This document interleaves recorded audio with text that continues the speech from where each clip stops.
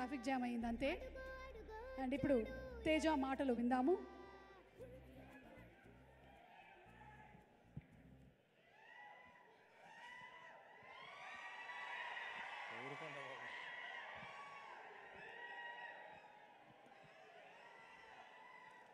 అందరికీ నమస్కారం.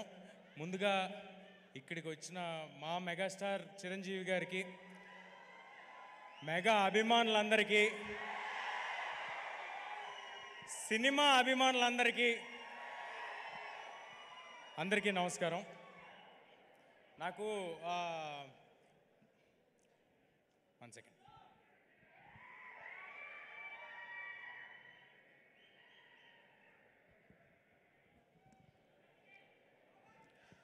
నాకు మామూలుగా మైక్ ఇస్తే మాట్లాడేస్తాను, కానీ ఇవాళ ఎందుకో కొంచెం టెన్షన్గా ఉంది. అంటే వెనకాల అంజనీపుత్రుడు, ముందు అంజనీపుత్రుడు ఉన్నప్పుడు కొంచెం టెన్షన్ ఉంటుంది. బట్ ఎలా ధైర్యం తెచ్చుకుని మాట్లాడతాను నేను.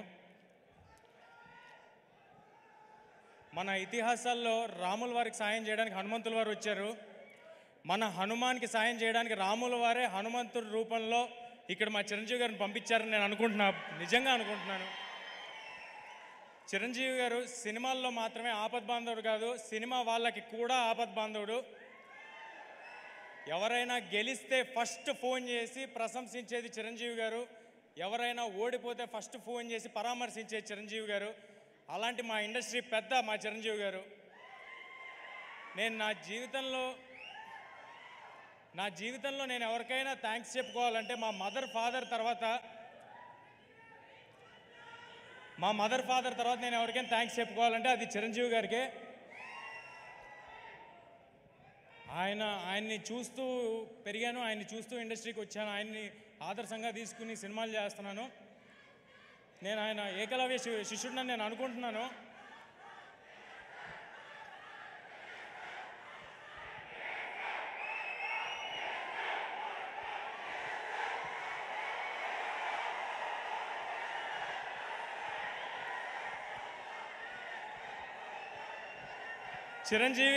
చిరంజీవి గారు కానీ నా జీవితంలో లేకపోయి ఉంటే నేను సినిమాల్లో ఉండేవాడిని కాదు, ఇక్కడ ఉండేవాడిని కాదు. నా జీవితంలో అంటే నేను మీలాగే చూడటమే అంతే, అంతకు మించి ఇంకేం లేదు. అందుకే నేను ఏకలవ్య శిష్యుడిని నేను అనుకుంటాను. అలా చూస్తూ ఇండస్ట్రీకి వచ్చాను. ఇవాళ మీ ప్రేమ ఇక్కడ నిలబెట్టింది నన్ను. సో నా ఉనికికి, నా ఉన్నతకి కారణమైన చిరంజీవి గారికి పాదాభివందనం సార్. ఇక్కడికి వచ్చింది.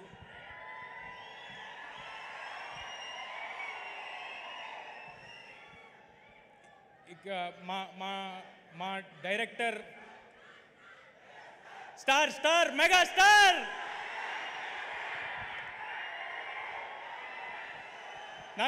నాకు ఎవరైనా నేను మర్చిపోతున్నా ఇది నా ఈవెంట్ అని, నేను సినిమా గురించి మాట్లాడాలని మర్చిపోతున్నా. నాకు చిరంజీవి గారి గురించి మాట్లాడుతుంటే అలా ఉంటుంది లోపల గుండెల్లో. ఆయన విజువల్ స్క్రీన్ మీద, ఫోన్ మీద ఎక్కడ చూసినా అదొక తెలియని ఒక గూస్ బంప్స్ ఫీలింగ్ వస్తూ ఉంటుంది నాకు. నేను జస్ట్ ఒక చైల్డ్ యాక్టర్ అండి, ఏ బ్యాక్గ్రౌండ్ లేకుండా ఎవరో నన్ను చూసి సినిమాలో పెట్టుకుంటే ఆయన ఇంట్లో పిల్లలతో సమానంగా నన్ను చూశారు. 4 సినిమాలు చేశాను. దానికి అది నా లైఫ్ లాంగ్ గుర్తుపెట్టుకుంటాను. ఆ హంబుల్నెస్ నా లైఫ్లో నేను అలవర్చుకోవాలని నేను అనుకుంటాను. ఇక మా డైరెక్టర్ ప్రశాంత్ గారి గురించి మాట్లాడతాను. ఏదైనా సినిమాకి A to Z 1 to 4 ఎవరు అంటే ఒక 4-5 పేర్లు ఉంటాయి. కానీ ఈ సినిమాకి A to Z మాత్రం ప్రశాంత్ వర్మ గారు. ఇది ఆయన కన్న కళ. ఆయన నన్ను ఒక ఆయుధంలా వాడి ఒక రామబాణంలాగా ఇండస్ట్రీలోకి వదిలేరు. I'm very very thankful to Prashanth garu. నేను జాంబిరెడ్డి ఈవెంట్లో సరదాగా ఓ మాట అన్నాను. ఒకళ్ళు హీరో అవుదాం అనుకోవటమే చాలా చాలా కష్టమైన విషయం, కానీ ఒకరిని హీరో చేద్దామని పూనుకున్నాడు మా ప్రశాంత్ వర్మ అన్నాను. ఇప్పుడు చెప్తున్నాను, చిన్న ఎక్స్టెన్షన్. నన్ను ఇవాళ సూపర్ హీరోని చేసి ఇక్కడ నుంచో పెట్టాడు. నేను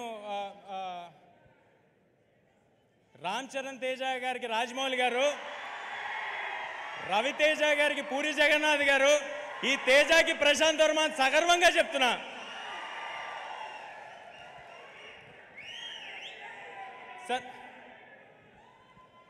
సార్ నాకు ఆయనకి క్రెడిట్ ఇవ్వటంలో ఏ మొహమాటం లేదు.